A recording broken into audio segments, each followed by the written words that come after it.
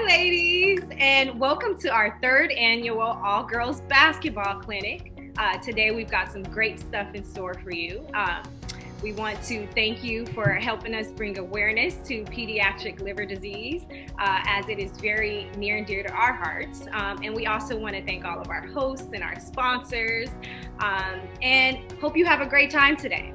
So now I'm going to turn it over to my husband, co-founder, DeMarre Carroll. Hello, I'm DeMarre Carroll, NBA player, co-founder of the Carroll Family Foundation. Welcome to the 2021 CFF All-Girls Basketball Clinic. My younger sister and a mother who really love the game of basketball. Hosting this clinic is really dear to my heart. Women's basketball and men's basketball has never been put on the same platform, so I'm here to bring some awareness and really help out some of these girls who want to become the next Lisa Liz, Rebecca Lobo, Cheryl Swoops, Candace Parker, and the list goes on. During this COVID time, physical activity is definitely mandatory. Staying in shape, getting the workout in, eating right, working out on the daily is very important during this COVID time. And I really challenge all of you to really work out every day, at least 30 minutes to an hour a day. Whatever you do, just try to stay fit. Now we're going to do one leg holds. Get the quad. Get your balance on one leg, hold it. 10 seconds, slight angle, 10, 9, 8, 7, 6, 5, 4, 3, 2, 1. Now we're going to reach this left foot out. We're going to do 10 push-ups. 8, 9, 8, 7. Pushing it back. Pushing it back, getting that glute.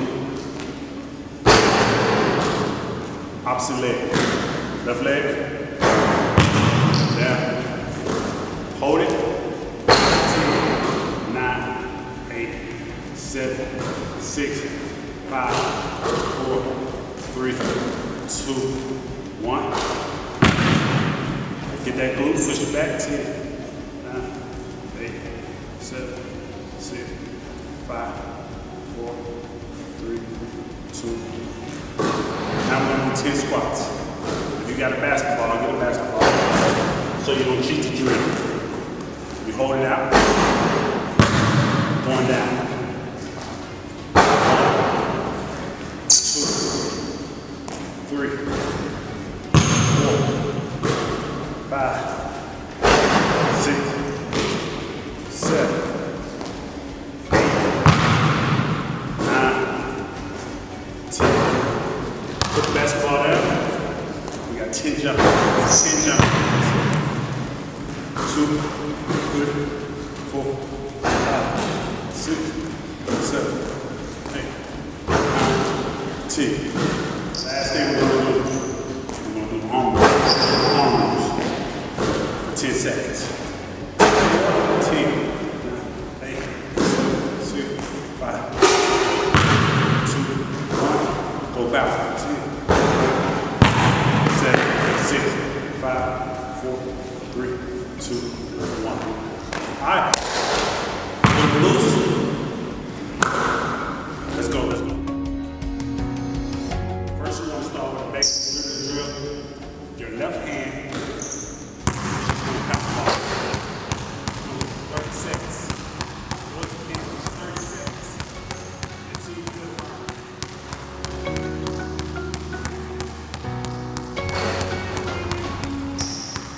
After you do that for 30 seconds, go to the right side.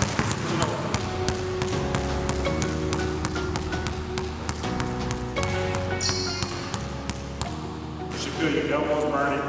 You're going to 30 seconds. Next, you do the right hand, go back over to the left hand, and now we're going to left to right, left to right.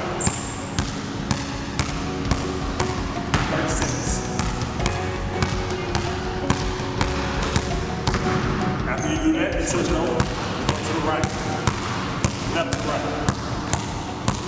30 seconds. You can just do the basic. Between your legs. Cross it, between your legs. 30 seconds. Just 30 seconds now.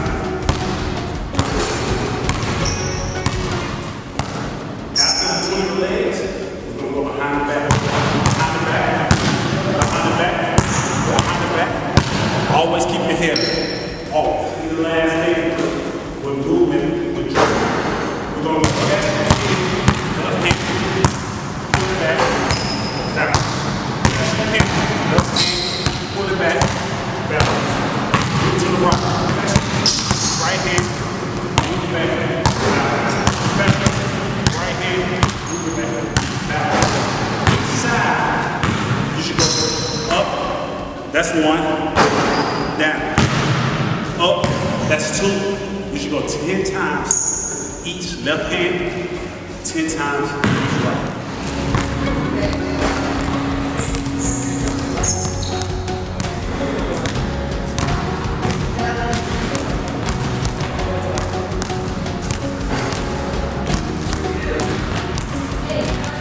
Should took at least 30 seconds to a minute water break after that, after the dribbling portion of this camp.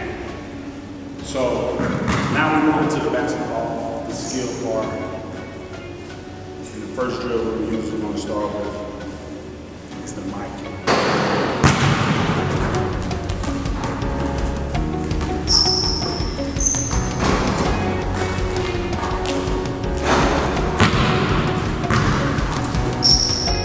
It's just shooting from one block to the next block. One block to the next block. Very basic. Usually 30 seconds. Chase your own rebound now. You don't need mom, you don't need dad. Just chase your own rebound.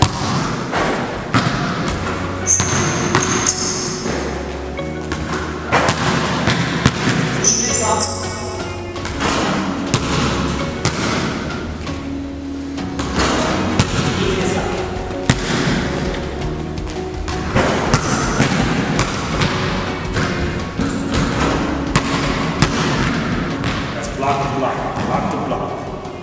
You should do that easily for 30 seconds. We're going left hand, layups. Go to the next block, left hand, then we're going to do the same thing with the right. Left hand, layup. Left hand, layup.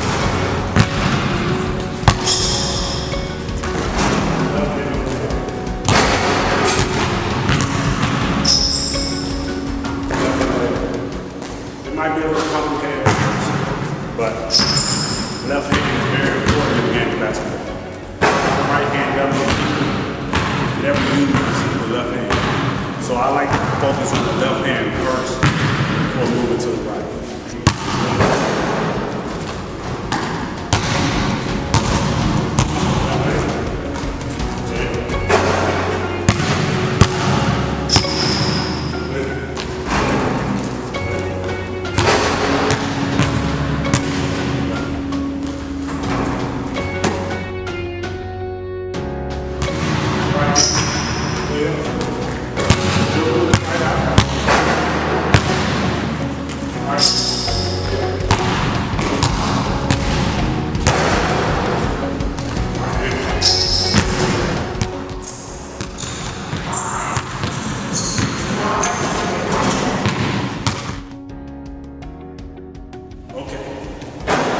Next step is to dump DeMarre's deadly legs. I'm going to show you.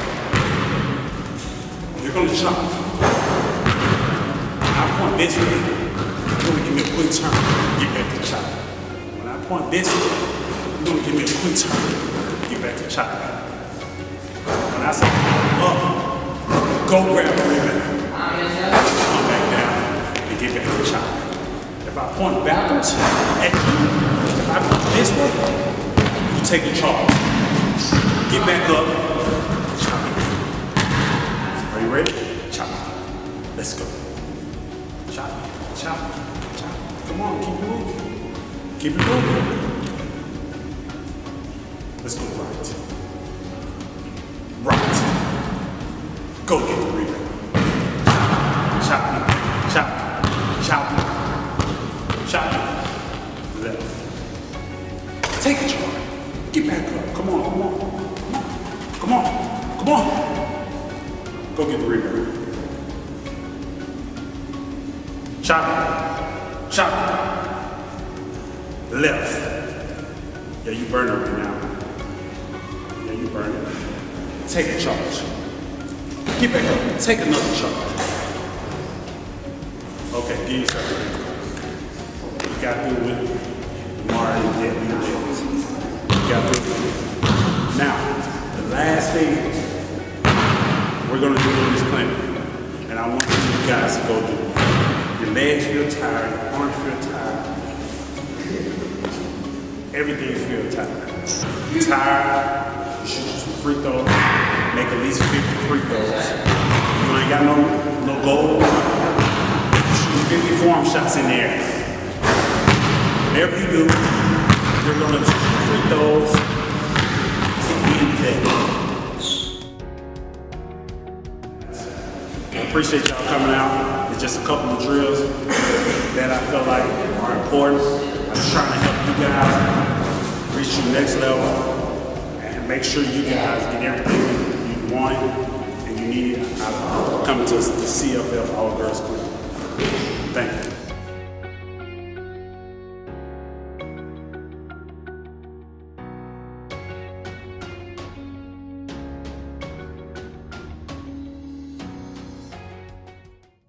Hello and welcome. Thank you to everyone who's joining us here for the third annual All-Girls Basketball Camp presented by the Carroll Family Foundation, Champions for Philanthropy, and of course, a huge thanks to DeMarre and Aisha Carroll. And as you had an opportunity to see, DeMarre is one of the most special individuals you can find. And for all of you here who have gotten a chance to join us in past years when we were able to be all together, and we hope that day will come again in the future, the one thing about DeMarre, as you can see, is his work ethic is unmatched. But it's not just about the work that he puts in, but also the positive attitude that he brings. And I had a great opportunity to cover him while he was a member of the Brooklyn Nets. And the one thing, regardless of circumstance, that never changed with DeMarre was his positive attitude. And it's something I think we were all inspired by. So as you join us here today, not only did you get the chance to work on some of your basketball skills, hear from DeMarre and Aisha, but we have a tremendous list of panelists and individuals that are going to share their stories and a little insight on not only their basketball careers, but what they're now doing with their post-basketball careers. So I want to introduce to you Ashley Battle and Kirby Porter. Do we have Ashley and Kirby with us? Here we are. Hey girls, how are you? Doing well, how are you? Wonderful, great to see both of you. And for all of you joining us here today, both Ashley and Kirby have tremendous stories, as I have mentioned, not only for what they were able to do on the basketball court, but also in life. So Ashley, I'm going to start with you. As we see you proudly wearing your UConn gear, big game today. Speaking of the all-girls basketball camp, so many strides and steps are being taken. And of course, NCAA tournament action continues and two big games, including UConn on ABC this afternoon. But tell us a little bit, Ashley, not only about your basketball career, but what you're doing now. Absolutely. So a little bit about my basketball career. I played at UConn. As you can see, I'm a proud alumni. I was able to win 3 national championships there, played in 4 Final Fours, won Defensive Player of the Year. But most importantly, I was able to graduate with 2 degrees in marketing and economics. And with having those degrees in hand, I didn't know I was going to get drafted to the WNBA. It was one of those things where, you know, you get labeled as a player, defensive player who can't score, but I'm like, I still got over 1,000 points at UConn. How am I not able to score? But, you know, sometimes people are labeled that way. Was drafted to Seattle, where I faced, which was awesome because Sue was there, and Sue and I are really good friends. So I'm like, this is going to be fantastic. one of my best friends is already there. But little did I know, basketball becomes a business when you become pro. So I was actually cut from the team, and I was like, what do I do? Do I prove to everybody and to myself that I can play in this league? Or do I, become like a normal person and like get a 9 to 5 or something like that? But I worked really hard, similarly to what you said about DeMarre, the work ethic is just unparalleled. And I had to prove to myself and to others that I could play in the WNBA. And I ended up having a pretty long career, played for New York, Seattle, and San Antonio. And then similarly to a lot of athletes, my career ended on an injury. I ended up having hip problems, ankle problems, back problems. I mean, it was a mess for a little bit there. But I had my degrees to fall back on. I ended up getting into banking where I was a branch manager. So when you would come into the bank, you would see me and I'd be like, hey, you want to open an account, or you want to do some deposits or make some transactions. With having that financial background, I was able to move back to Connecticut and help build a sports and entertainment division at a financial planning firm. So similarly to agents, and when they go out and they're looking for people to come on their team, I would do that with athletes and entertainers and try to help them financially with their income, to make sure that they had income when they were in a very stable position to be in after they retired. And when you're in that lifestyle, you start talking to agents, you start talking to just all types of people, GMs, athletes, which led me to the NBA, where I worked in the international department. And similarly to all of you young ladies here, I helped international young ladies who had aspirations of playing collegiately. I would help them, develop a plan and a strategy to achieve their goals. And now I'm at Nike, go figure, making shoes, and which is really cool because I get to develop different strategies and help develop plans for the women's market, which is really, really cool, really interesting, because women are underserved in so many different categories, and footwear is no different. And so I'm really happy to be there and to make a change in that department. Amazing stuff, Ashley. And I've had the great pleasure to know you and not only call you a friend, but also watch all your progress throughout the course of your career. So we're going to dig in a little deeper. We're going to go back to some of those basketball roots. And I realized I forgot to introduce myself. My name is Sarah Kustok.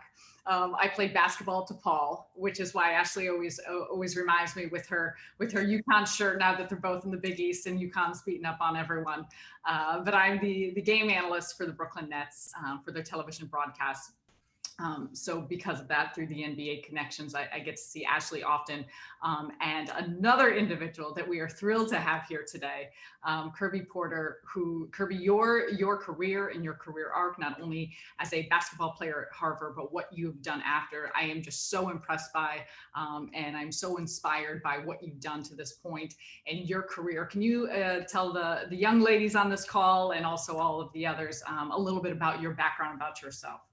Yeah, of course. And thank you so much for those kind words. And thank you for, bringing this platform together. Just grateful to be here. I always start my career story and what I've done with my experience as an athlete, especially as a woman, female athlete as well, because I think so much of it has kind of informed and guided what I've done in my career so far, and kind of provided that framework of what I'm passionate about, the people I want to help, and the skill sets that I've carried from basketball now in my career.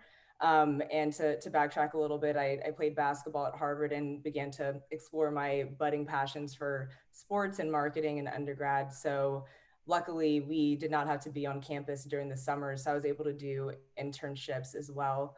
So intern at the Patriots in my first year, got marketing experience that was heavily analytical. I was like, that's great, but not exactly the marketing that I envisioned for myself. The following summer, I interned at Under Armour, and it was summer 16. Steph had just come off the championship. Cam Newton was Superman at the time. They had Bryce Harper. I was working in the men's training department, and just kind of saw the power of storytelling and collaborating with athletes at such a national scale in a brand like Under Armour. and was just so inspired by that idea and the power of storytelling and leveraging marketing to kind of impact people that have had similar experiences as you through your work in the sports industry. And so kind of combined both of those things and figured out, kind of where would I want to start my career? I always knew sports was kind of that underlying passion, the North Star that I had, but also realized I was really passionate about marketing too. So I began my career at PepsiCo in New York, and think Pepsi, like Starbucks, Life Water, Bubbly, Mountain Dew, all those beverages you probably have in and around your household.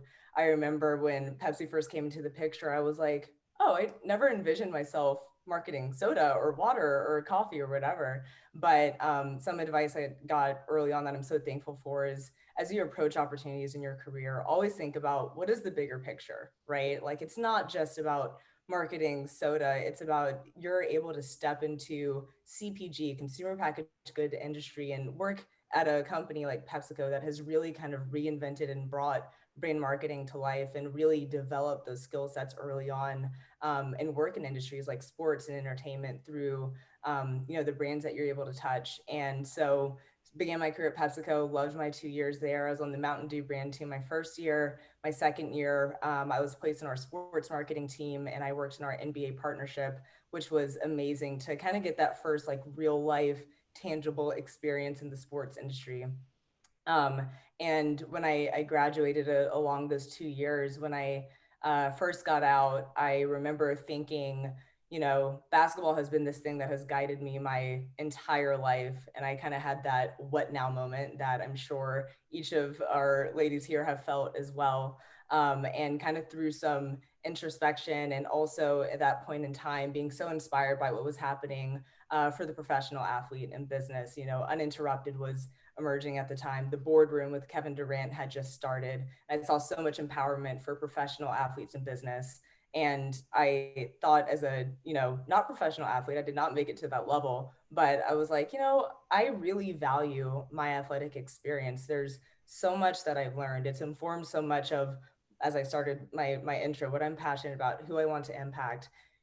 I felt like so much of the advice for student athletes had been like, kind of push that to the side, like reinvent yourself, find your new identity. But I was like, no, how can we actually carry these things? And wanted to find a new way to kind of share stories and empower student athletes in their business endeavors. So I started a podcast, Court to Corporate, which was aimed at directly doing that, and started with sharing my story on Instagram, kind of created a page and a logo around it. Then it turned into a podcast, and got to interview, like over 40 student athletes that were kind of growing their careers in business, and learned so much through that experience.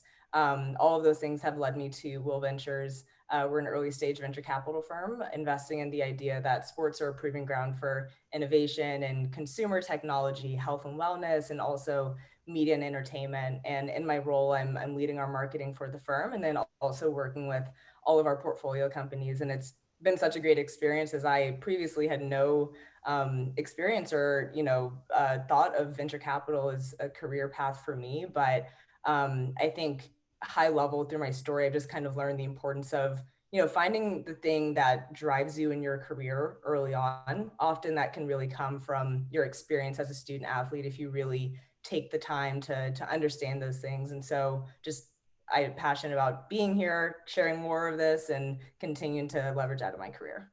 Amazing stuff, amazing stories, both Kirby, from you and from Ashley. And I think the thing that we all resonate with and can pull from where we are in our careers is how much starting as an athlete inspired where we are today. And it's not only just the lessons that we learn from being an athlete. And I know all the young girls and the individuals on this call right now and getting a chance to hear, there's probably different opportunities for them to figure out what they want to do, not only in their sports career, but as you look big picture down the line. Take me back though, and Ashley, start with you, but Kirby, I want to hear your thoughts on this as well. Who inspired your career as an athlete, or when you think about your role models, and when it came to you being a basketball player, who were some of those individuals that were your inspiration?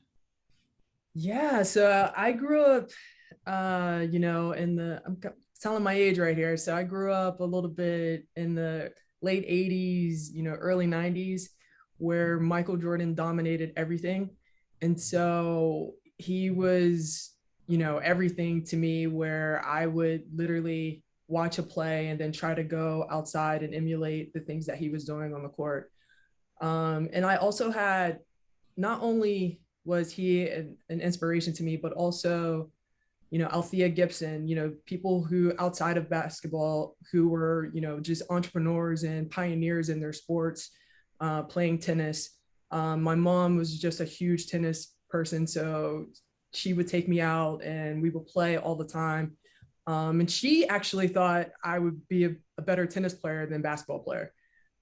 She was just like, you should play tennis. Like, I don't understand why you're good at this, and my mom was just a huge inspiration, just in my life and in sports. And I wish she could be on this call to, really talk to the young ladies as well, because she's just awesome and just really inspiring. Never let me, get down on myself. Whenever I need a hug, she's there to give me a hug. But when I need a kick in the butt to let's go, she's there as well to do that. So I'm very fortunate to have her in my life. And, it's really full circle, really, because now I work at Jordan Brand.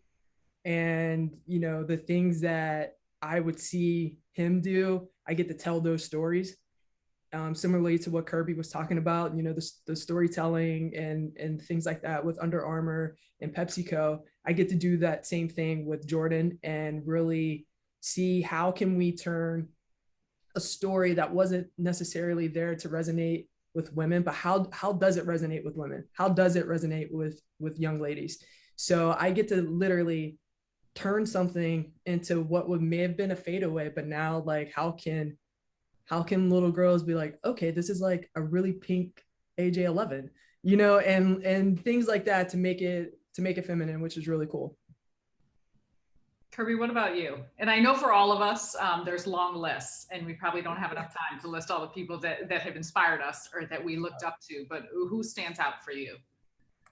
I was thinking about it coming into this, and the person that kept coming to mind was Skylar Diggins. If you see any picture of me playing basketball that still exists, I have on a Nike headband, and that is directly her impact. But I mean, I just kind of think back to, when I was really stepping into like, okay, because I also played tennis growing up too. And then when I chose probably like middle school and AAU started getting serious, that like, okay, basketball is going to be my thing. Like, I'm going to be a basketball player. I always turned to the college women's basketball game and just kind of saw those like icons that were emerging during that time. And Skylar Diggins was the main one, but also I just feel like she really took the game mainstream for what it was at the time. And I just remember like seeing that and like feeling like kind of this moment that we're in for like women's sports right now too, where like I feel like we have even like more figureheads and like more women that kind of transcend the game. Like, I'm so happy that, tools and social and this advent of the creator economy and how this younger generation is tapping into it even earlier, they're all enabled to do that. But I love seeing Skylar just kind of being, not just a women's basketball player. Like, I feel like she stood for so much more than that. And it's kind of reflective of the athlete that you see today and the Nike brand. Without a doubt, amazing. And there's a lot of amazing ones, and we continue to see the voices and the power. And I'm going to be like Ashley and age myself by saying that when I was younger, and so when I was in middle school and getting into junior high, there was no girls basketball teams that traveled or played, in an organized fashion where I lived, that I was playing with the boys early on. I had an older brother, 3 years older than me. And so when I think about role models or just people that helped launch me into the athlete I was, and then now when it came for full circle in my career, being the first woman in my role for an NBA team, there were so many questions about what's it like, and I'm sure all of you and as many of the young girls watch, because I think we see the tide turning just a little bit, a lot more work to do, but women in different roles or different positions or more exposure for the women's game. As I appreciate, Kirby, you rocking the WNBA the shirt or the UConn game that's on ABC now, all of these things. And to me, that was always such a normalcy. I look at my brother who he treated me, he brought me to the park with him and he let me hang around his friends and play hoops with him. And it was never about, I never thought of myself being different because I was a girl. It was more about, are you good enough to play? Are you good enough to be on the court? Are you good enough to compete? It was always about the skill set, and it was never about anything else. And so he's someone that I think so often when I think about who I was as a athlete or as a player, as I continued to grow older in my career, that was hands down, he was someone who I continue to circle back knowing that I would never be what I was without him. But as we know, there's challenges throughout our careers, and not just sports careers, but professional careers. And Kirby, when you think about, where you're at now, and I'm sure a lot of the young girls listening are wowed by, oh my goodness, all the amazing things you've accomplished. What about the obstacles? What about the challenges? What are some of the things that you faced, and how you were able to overcome some of those areas that were difficult points? Yeah, absolutely. I think one of the main things early on was kind of finding confidence in my voice. I think about the evolution of even just like court to corporate. If I go back and listen to the first podcast, which I hate listening to my voice, so it's always a cringe moment, but I listened to the first podcast, which was, spring 2019 at this point, and I listened to the last episode, which was around the summer last year, and I hear such a difference in how I even approach the conversation, my voice, the strength in my voice before and after. And I think it really kind of speaks to this higher evolution of how I found confidence in my voice in the industry over time.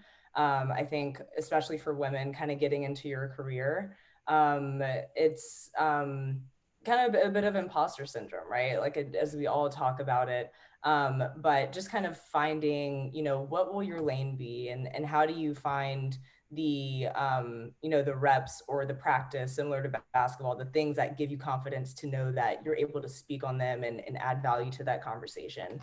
I think the biggest thing that helps me and is really just beautiful for this kind of next generation of people that are coming into their careers is that there's so many tools available for you to apply the things that you're passionate about and find your voice earlier on, and not have to wait to be in a certain position or, be 10 years down the road when you're in the sports profession that you want to be, to start speaking on those things. And I think that's really, really powerful. And I think it gives everyone kind of their own medium or lane to find their voice whenever, they feel inclined to apply it. Ashley, what about for you? I know that your road and your path to your success, it was not necessarily an easy one. What were some of the challenges, hurdles that you faced, and the ways in which you were able to attack them and overcome them? Right. Similarly to Kirby, like unwavering confidence, knowing that you put the time in, you put the work in, you're here for a reason.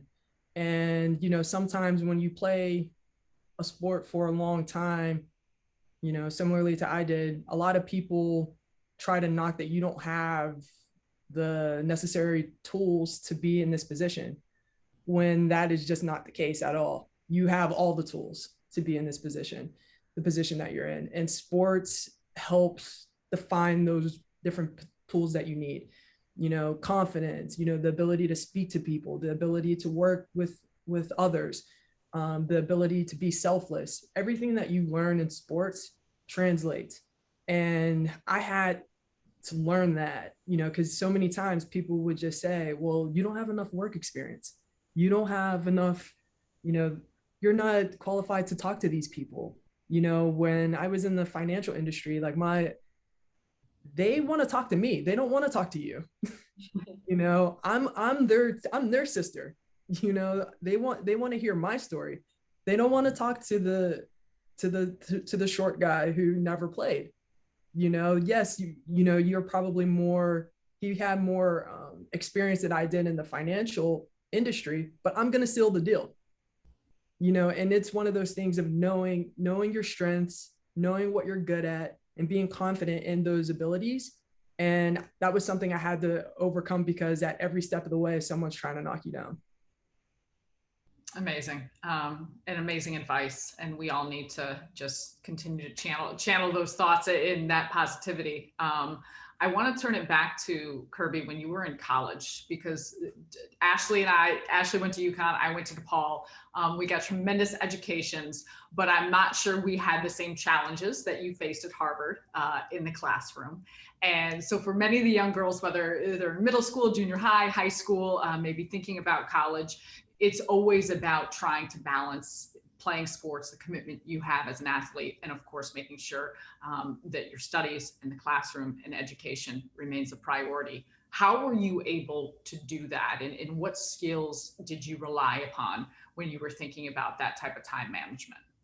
Yeah, I mean, to answer that, I'll actually go back to why I ended up at Harvard. So which I think would be really helpful for the girls here, my sophomore year of high school, I tore my ACL, and it was going into this, like, really, at the time, a really important recruiting season. I'm sure the timelines have accelerated and now people are committing like 8th grade, but that was a really, really important AAU summer. Like, I remember that entire high school basketball season leading up, it was like, all right, put in the work. Like, this next summer is the time to get an offer so you come back ready to go.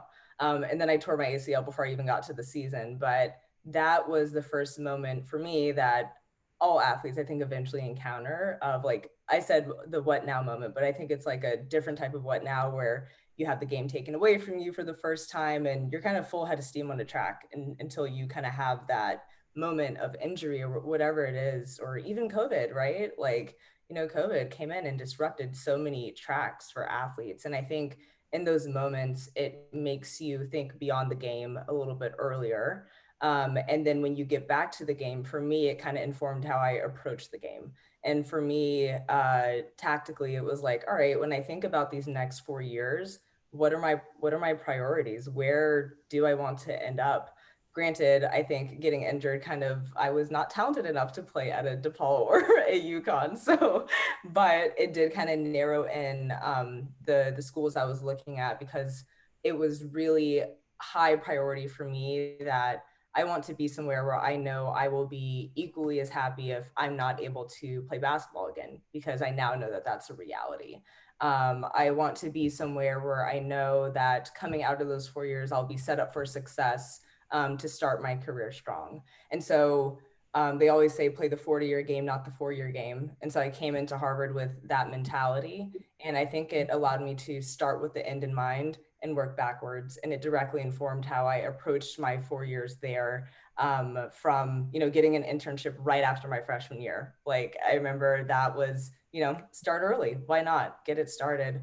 My freshman year was a bit of a struggle to, like, get adjusted. I will share that. But I think once I caught my stride, once I learned my lessons from a couple L's that were taken, I was always the teammate that was teased for, like, finishing a paper like 3 weeks in advance. But I was like, this is kind of the pressure that you get. Sometimes you got to lean into that and embrace it.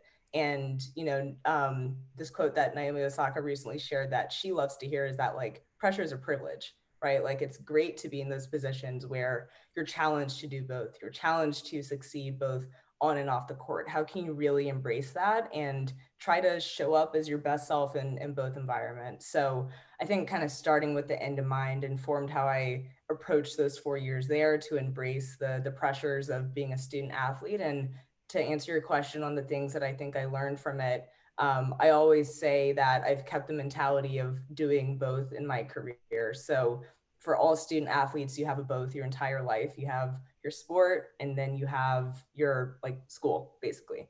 When I got to my career, I kind of viewed, like, my main career as, like, school, I guess. Like, that is, like, the main thing. Keep the main thing. Like, you always got to do great in school, right? Because that's the thing that will continue to accelerate. But I still had that extra amount of drive. Like, what is that other thing, right? Like, what's that outlet that allows me to, pour my passion into it and, show how I'm developing. And that kind of eventually became court to corporate. It's kind of become my passion for helping athletes in their business endeavors in multiple ways. But I've always carried that mindset. And I think that's really important for student athletes to embrace, that they're able to be multifaceted and multi-talented in multiple areas and carry that into your career, because I think it's a superpower.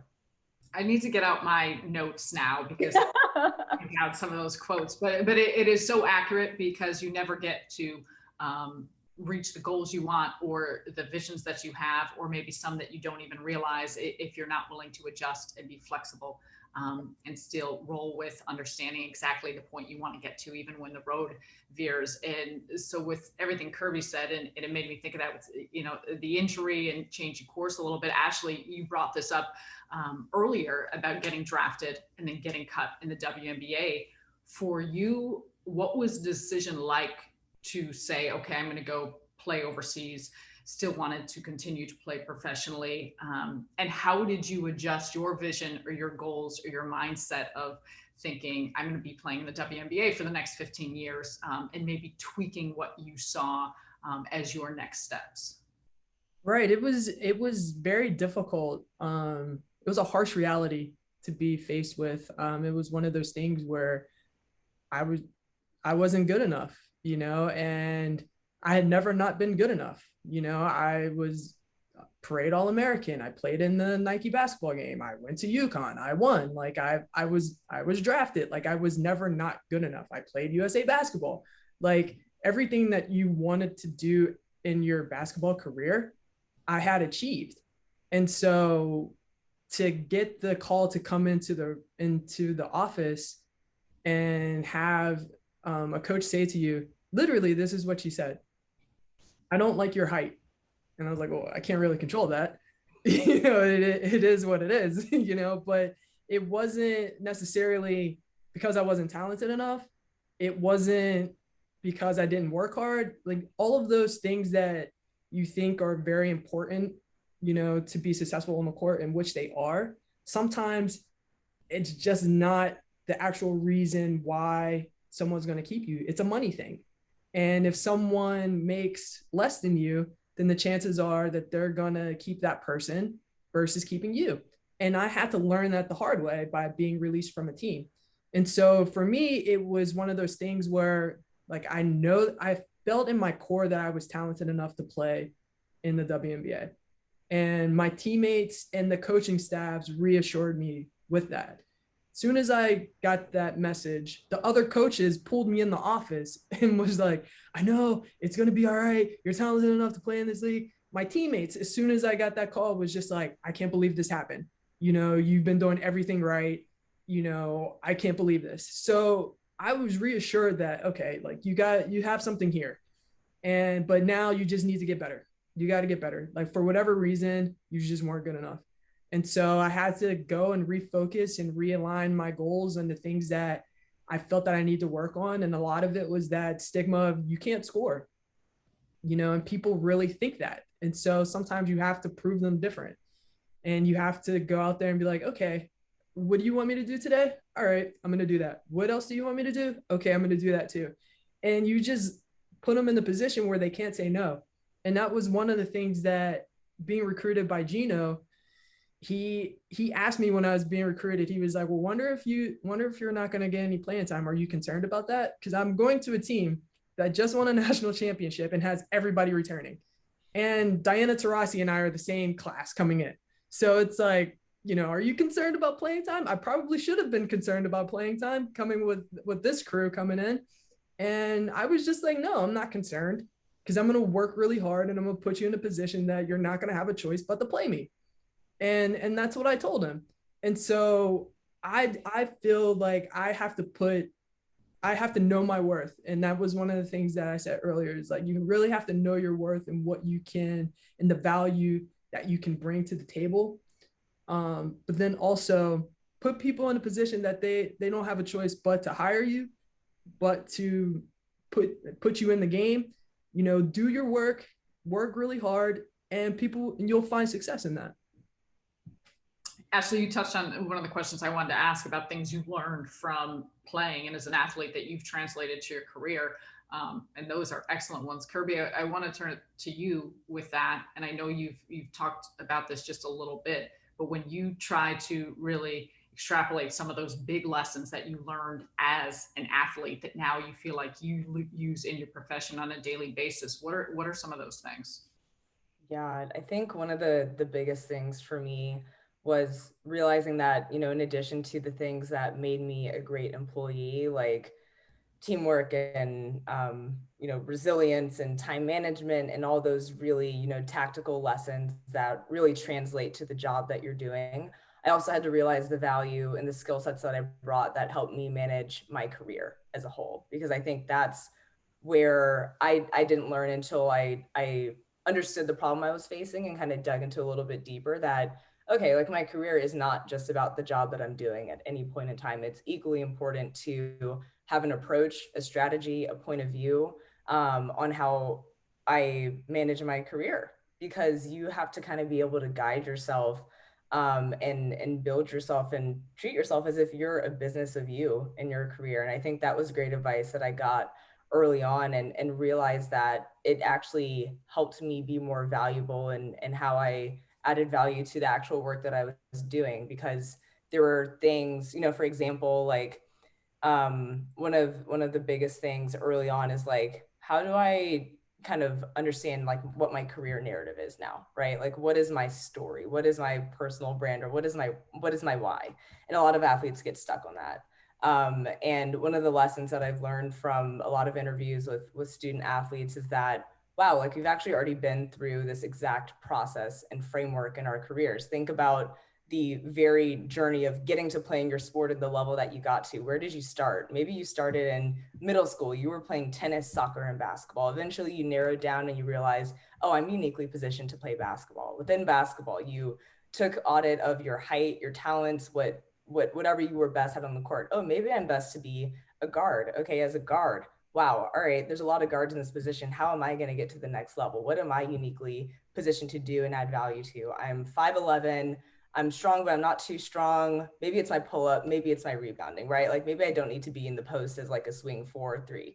So it's like, wow, I've literally been through the process of like narrowing down, entering a big pool of, you know, sports, of career, and figuring out what my unique value add is. And it's like, how can I take that exact framework and now apply that to what I'm doing as a marketer, right? Like I am a marketer in the sports industry. What's my lane? What's my unique skill sets? What are my talents? Same exact thing for the process of kind of growing and learning yourself in your career. You know, no athlete that got to the next level just did what was asked of them. They didn't just show up on practice or on game day. They also were very intentional about the work that they were putting in outside the game.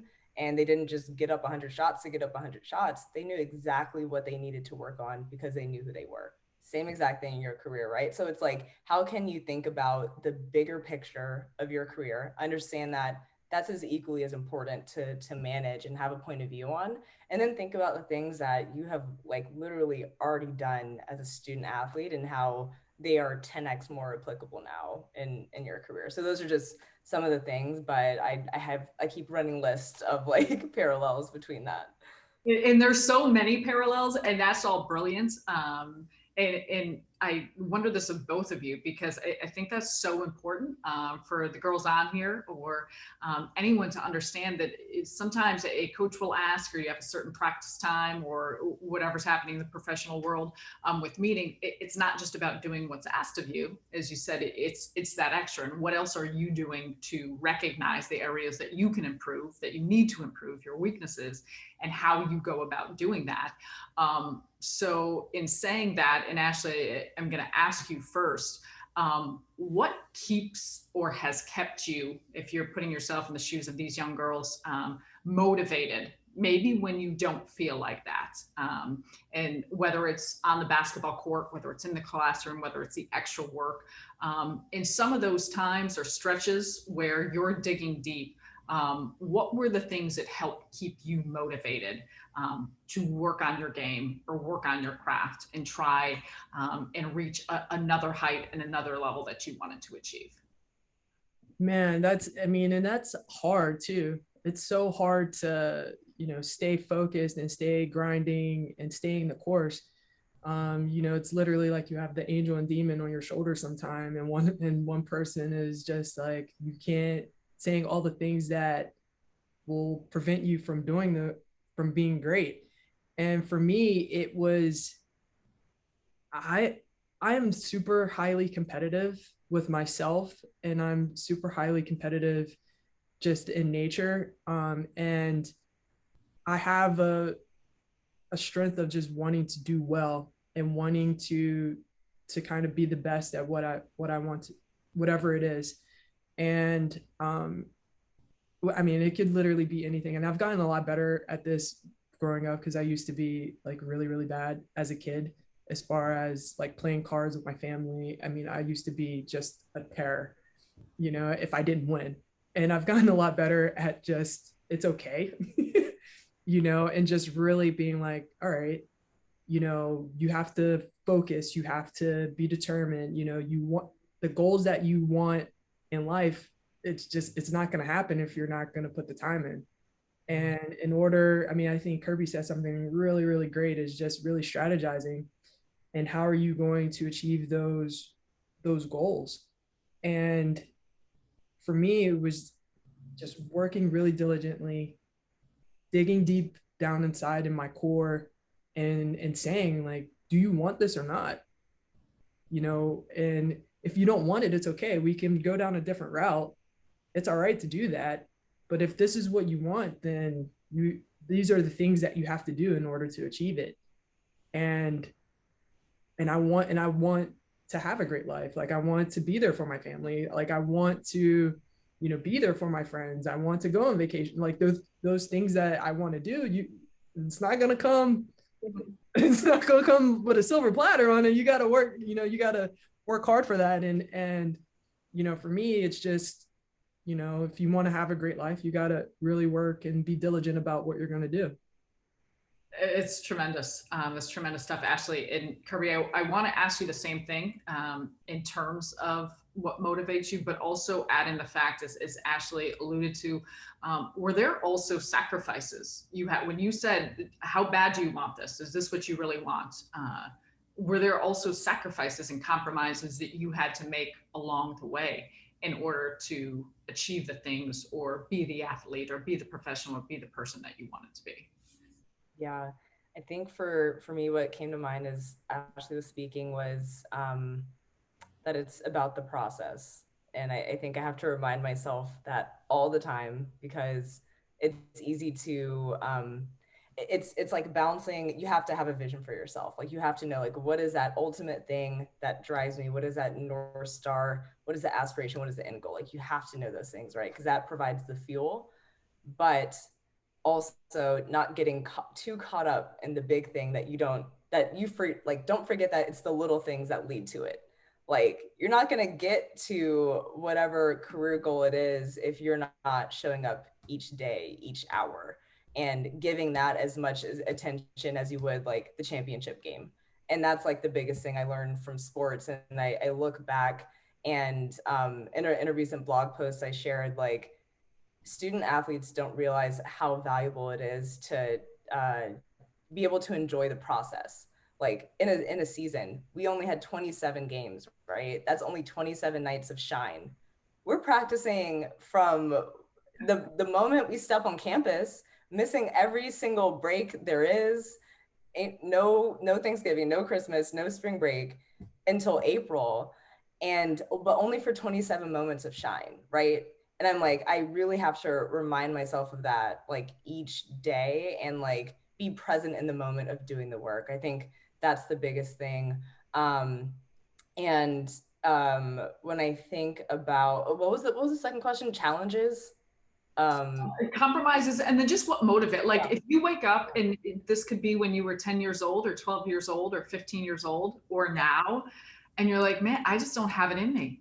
I don't feel like going to practice, or I'm not sure I can do the extra work. Like, how do you still, what ways did you before, and maybe ways in which you've continued to improve on that, motivate yourself to say, okay, you may not feel about whatever you're doing, but you still find ways to get to what you want to. Oh, yes. Okay. Gotcha. Yeah. Definitely understanding the process, like understanding the importance of the process, carrying that same level of like diligence and attention to detail, and just like level of like gratitude for the position that you're in. Cause I think this generation, social media, it's easy to get caught up and look to your left and to your right and to ahead of you and see what this person is doing, what this person is doing, but really, really just like trusting that all the steps that you have taken to this point have led you to where you are now for a reason. You will continue to do the steps if you keep the commitments and promises to yourself. That will lead you to your next point. So you can't get too caught up in, thinking too much about the big picture or thinking too much about what's left and right, and really just staying present. I think that is one of the biggest things that I'm still working on, but have learned from basketball, and hope to continue to carry that. Yeah, run your own race. And I think we're all still learning. I think it's, just a constant process of continuing to learn and grow and remind yourself and push yourself while also being gentle with yourself. You both have given extraordinary, we got buckets full of advice and pieces of insight and information for these young women. But Ashley, I'm going to start with you, and Kirby, get back to you because you've already got a long list of notes that I've taken. If you could give one piece of advice to the young girls and the young athletes, young basketball players, student athletes that are on this panel right now, what would you tell them?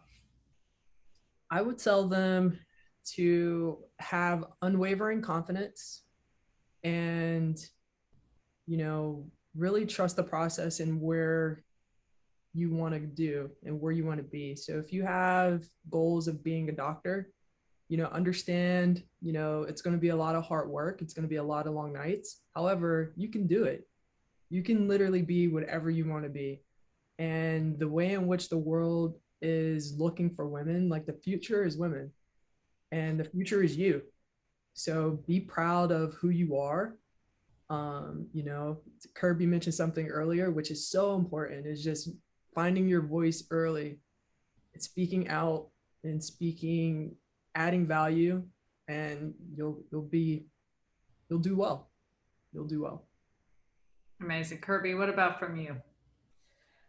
I would say find so much confidence in what you're doing right now throughout the rest of your life. So like really just understand the value of what you're developing in self-image, self-worth, confidence, skill sets, both tangible and intangible in the sport that you're playing, and really never forget it. Like always like draw back to those things, because I can't tell you how many times like on a day-to-day I'm like, I've done this before, right? Like lots of projects coming up. I'm pulled left and right. I don't know how many hours there are in a day to get this done, but I've done this before, right? Like I've came back from Princeton at 4 a.m. and like written the paper the next day and got it done. So always draw back to just all the examples and like proof of work and proof in your ability that you're gaining from your sport, no matter how big or small the instance is. Like just understand the value of it, and don't be afraid to reference those things in your journey. Amazing stuff. We are so thankful, Kirby and Ashley, for you two, for your insights, and not only for everything today, but all that you bring to this world and all the things that we're going to continue to watch. And of course, when we think about DeMarre Carroll and the Carroll Family Foundation, along with Aisha's wife, the co-founder, I think so much, I said this at the beginning, but about DeMarre, you cannot always control your circumstances, but you can control your effort. You can control your attitude. And he always brings such an extraordinary level of positivity. And I think we all can remember there's enough room at the table, and find those that support you, help lift each other up. I'm so thankful to the incredible women and individuals, you two in particular, Alicia, Michelle, Nella, those on the call that we're able to be surrounded by. It's so important who you surround yourself with.